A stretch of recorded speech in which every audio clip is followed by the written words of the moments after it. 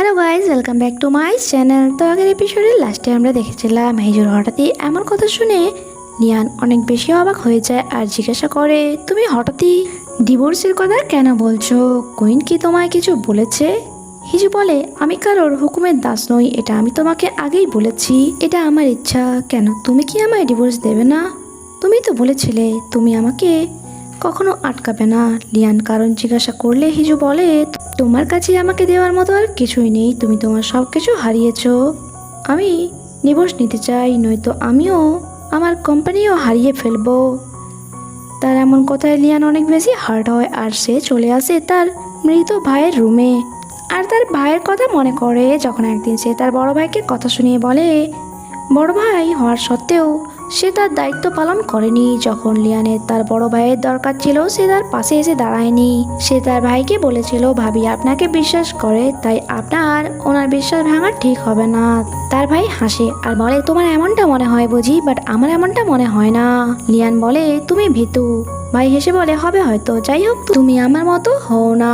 Scene প্রেজেন্টের morning এ দেখানো হয় যেখানে লিয়ান তার কাজ করছিল। হিজু তার কাছে আসে আর জিজ্ঞাসা করে, তুমি কি সারা রাত কাজ করছিলে? সে হ্যাঁতে জবাব দেয়। হিজু লিয়ান জিজ্ঞাসা করে, তুমি এখানে কি কিছু বলবে বলে এসেছো? হিজু বলে, আমি কাউন্সিল হলে যেতে চাই যাতে ডিভোর্সের কথা বলতে পারি সকলের সামনে, তাই তোমার পারমিশন নিতে এসেছি। লিয়ান বলে, তোমার যা ইচ্ছা।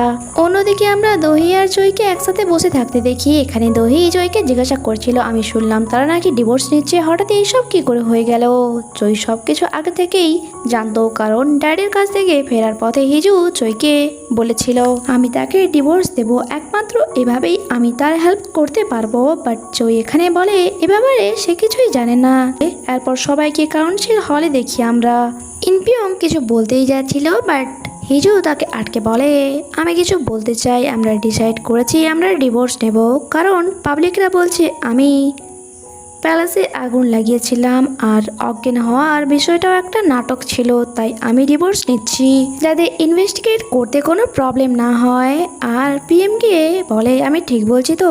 পিএমও হ্যাঁতে জবাব দেয় আর সে এটাও বলে এইসবে লিয়ানের কোনো হাত নেই, তাই সে তার পজিশনেই থাকবে। এদিকে আমরা তেজুকে দেখি যে রিপোর্টারদের সামনে ছিল অ্যান্ড হিজু আর লিয়ানের মধ্যে হওয়া কন্ট্রাক্টের ব্যাপারে কথা বলছিল, যে আসলে একসময় হিজু ও লিয়ান একে অপরের ভালোবাসায় পাগল হয়ে গিয়েছিল। আর এই ব্যাপারে আমি আগে থেকেই জানতাম, বাট আপনারা তো জানেন এখনকার দিনে সব লাভ রিলেশন স্থায়ী হয় না, তাই আমি এই কন্ট্রাক্ট বানানোর প্ল্যানটা দিয়েছিলাম তাদেরকে, যাতে আমি আমার বোনকে সেভ রাখতে পারি। যারা যারা এই কন্ট্রাক্ট নিয়ে আলতু ফালতু মন্তব্য করছেন তাদের উদ্দেশ্যে আমি বলতে চাই, যদি তারা আমার বোনের ব্যাপারে কোনো আলতু ফালতু মন্তব্য করে তাহলে আমি তাদের এগেনস্টে মানহানির মামলা করব। এরপর তারা হিজুকে ইনফর্ম করে দেয় যে কাজ হয়ে গিয়েছে। অ্যাকচুয়ালি হিজুই তাদেরকে এমনটা বলতে বলেছিল রিপোর্টারদের সামনে।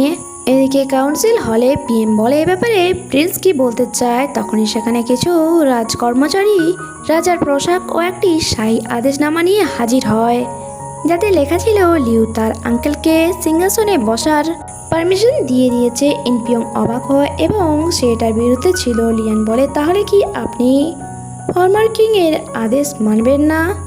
সে কাউন্সিল হল থেকে বাইরে আসে। হিজু তাকে আটকায়। লিয়ান বলে, আবার কি হলো? তুমি বলেছিলে তুমি হেরে গেছো, তাই তুমি আমায় ডিভোর্স দিতে চাও। হয়তো তোমার মনে হয়েছে আমি তোমায় প্রোটেক্ট করতে পারবো না, তুমি আমার ওপর বিশ্বাস করতে পারোনি। এদিকে আমরা কুইনকে দেখি, যখন সেই সব খবর পায় সে রাগে চেঁচিয়ে ওঠে, এইসব হঠাৎ কি করে হয়ে গেল, আমি কিছু জানতে কেন পারলাম না। অ্যান্ড সে রেগে মেগে লিওনের রুমের দিকে যায় আর লিওন জেনিকে রুমের মধ্যে বন্ধ করে নিয়েছিল। কুইন তাকে অনেক আওয়াজ দেয়, বাট সে দরজা খোলে না। কুইন রেগে বলে, দরজা ভেঙে দাও, নয়তো এখানে আগুন লাগিয়ে দাও। তখনই সেখানে পিএম চলে আসে অ্যান্ড কুইনকে শান্ত করে রুমে নিয়ে যায়, যেখানে তারা কথা বলছিল। আর কুইন রেগে বলছিল, এসব কি করে হয়ে গেল? তুমি ভালো করে জানো যে লিয়ান যদি একবার কিং হয়ে যায় তুমিও আর কোনোদিনও হিজুকে পাবে না। পিএম বলে, জানি, তাই তাকে আটকাতে হবে। সে একবার রিকোয়েস্ট রিজেক্ট করেছে অ্যান্ড রুল অ্যাকর্ডিং তাকে 3বার রিকোয়েস্ট রিজেক্ট করতে হবে, তারপরেই সে রাজা হতে পারবে। তার আগে তোমাকে তোমার ছেলে নয়তো তাকে আটকাতে হবে। আমি বিষের খবরটা ধামাচাপা দিয়ে দেবো, তুমি এদিকটা দেখে নাও। কুইন বলে, তুমি কি আমাকে ভয় দেখাচ্ছ? সে বলে, এদিকে হিজু নিজের রুমে ছিল। দহি তার কাছে আসে। হিজু জিজ্ঞাসা করে লিয়ান কোথায়? সে বলে তিনি চলে গেছেন। কিন্তু আপনি কি ওনাকে সত্যি ডিভোর্স দিচ্ছেন? সে কিছু বলে না। এদিকে লিয়ানকে আমরা এক জায়গায় দেখি, সে হিজুর বলা কথা এবং তার সাথে কাটানো মুহূর্ত মনে করছিল। এদিকে দহি চইকে বলছিল, চলো হ্যাং আউটের জন্য বাইরে যাওয়া যাক। চই একটু অবাক হয়ে বলে, আর প্রিন্সের কি হবে? সে বলে তার চিন্তা করার দরকার নেই, তিনি ঠিক টাইমে চলে আসবেন। অ্যাকচুয়ালি দহিকে লিয়ান আগেই কল করে জানিয়ে দিয়েছিল যে সে এখন কোথায় আছে অ্যান্ড কখন ফিরে আসবে। চই বলে, তুমি এই ব্যাপারে আমায় আগে কেন বলনি? সে বলে, তুমিও তো আমায় তাদের ডিভোর্সের ব্যাপারটা আগে জানাওনি। ওয়েল, এরপর আমরা তাদেরকে একটি নদীর সাইডে দেখি। কিছু অ্যালকোহল নিয়ে হ্যাং আউটের জন্য চলে আসে। এখানে দহি বলে, তুমি জিজ্ঞাসা করেছিলে না আমার কি ভালো লাগে? আমার এমন নদীর সাইডে বসে ড্রিঙ্ক করতে বা বসে থাকতে খুবই ভালো লাগে। তুমি বলো তোমার কেমন লাগে? চই বলে, আমারও ভালো লাগে। দহি বলে, কোনটা, নদী, অ্যালকোহল না আমাকে? চই লজ্জা পেয়ে বলে, সবকিছু। এদিকে হিজু যে লিয়ানকে নিয়ে চিন্তা করছিল আর তাকে কলের ওপর কল করে যাচ্ছিল, মেসেজও করে, বাট সে কোনো কিছু রিপ্লাই দেয় না। তখনই সেখানে কোড লেডি আসে আর তাকে বলে, একদিন ঠিক এমনই প্রিন্স আপনাকে বারবার মেসেজ করে যাচ্ছিল, বাট আপনি কিছু রিপ্লাই দিচ্ছিলেন না। আমি জানি আপনারা একে অপরের অনেক কেয়ার করেন, ভালোবাসেন, আপনাদের ওপর বিশ্বাস আছে আমার। প্যালেসের দরজা খুব তাড়াতাড়ি বন্ধ হয়ে যাবে, তাই আপনি যদি এখনই প্রিন্সের কাছে যেতে চান তাহলে চলে যান। এরপর আমরা হিজুকে দেখি সেলিয়ানের কাছে যাওয়ার জন্য বেরিয়ে পড়েছিল। সেলিয়ানকে মেসেজ করছিল, বাট সে রিপ্লাই দেয়নি, তাই সে মিথ্যে বলে যে আমি অসুস্থ। লিয়ান রিপ্লাই দেয়, আমি প্রাইভেট রেস্টুরেন্টে আছি, কাল প্যালেসে যাব। নেক্সট সিনে আমরা হিজুকে দেখি সেলিয়ানের কাছে চলে এসেছিল। লিয়ান তাকে দেখে বলে, তুমি এখানে কি করছো? আমি বলেছিলাম তো কাল আমি যাব, বাট তুমি তো বলেছিলে তুমি অসুস্থ, তাই না? এখানে হিজু তার লাভ কনভিন্স করে দেয় আর তাকে ডাইরেক্ট গিয়ে কিস করে নেন, বলে আমি তোমাকে অনেক বেশি লাইক করি। লিয়ান তো এখনো অনেক বেশি অবাক হয়েই দাঁড়িয়েছিল। হিজু বলে, আমার এমন কাছে আসা কি তোমার ভালো লাগেনি?